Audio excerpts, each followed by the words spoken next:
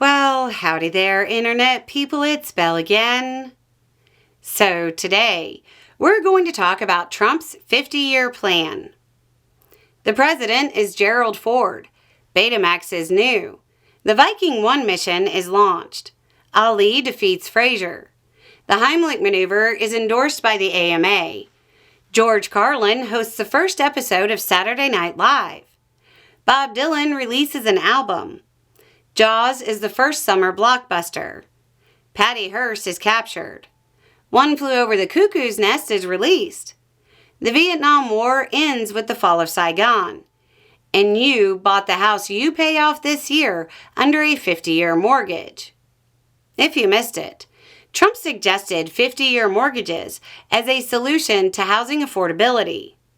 Obviously, that prompted a lot of questions. But the core question is, of course, is this a good idea? The short answer is probably not. Not for most people. Let's be clear.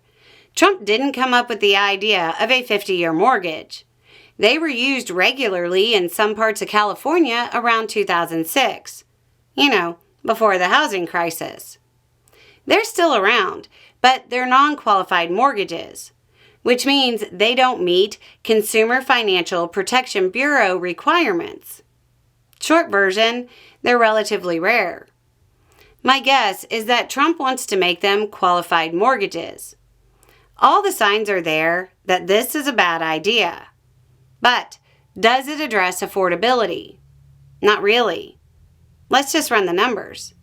The median home price in the U.S. right now is a bit above $400,000. We'll just call it $400,000. So, a 30-year, $400,000 mortgage, putting nothing down, and using a 5% interest rate, gives you a monthly payment of $2,147.29 per month. Changing that to a 50-year mortgage makes the payment $1,816.56. So, it's about $330 a month cheaper. But that isn't the end of the story. The total cost of the 30-year loan, meaning all the money paid on the principal and in interest over the course of the loan, is $773,023.14. Meaning, you paid $373,023.14 in interest. The total cost of the 50-year mortgage is $1,089,933.05, with $689,933.05 just in interest. I'm sure some are asking why nothing down. Because 20-year-olds typically don't have $80,000 to put down. And if you're getting a 50-year mortgage, you've got to start early so you don't die before you pay it off by 2075.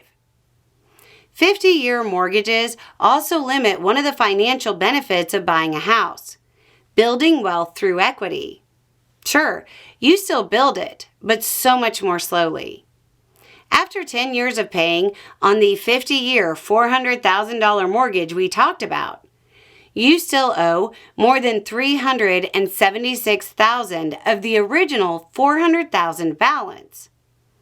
You've paid more than $215,000, but only knocked off about $24,000 of the principal. On the 30-year loan, you've knocked off about $75,000 of the principal after 10 years. The number of people who complete their 50-year mortgage will probably be low, basically creating a situation where banks are really just renting the property to buyers. But the buyers don't get any of the benefits of living in a rental. All repairs are on you, not the landlord. This isn't a solution.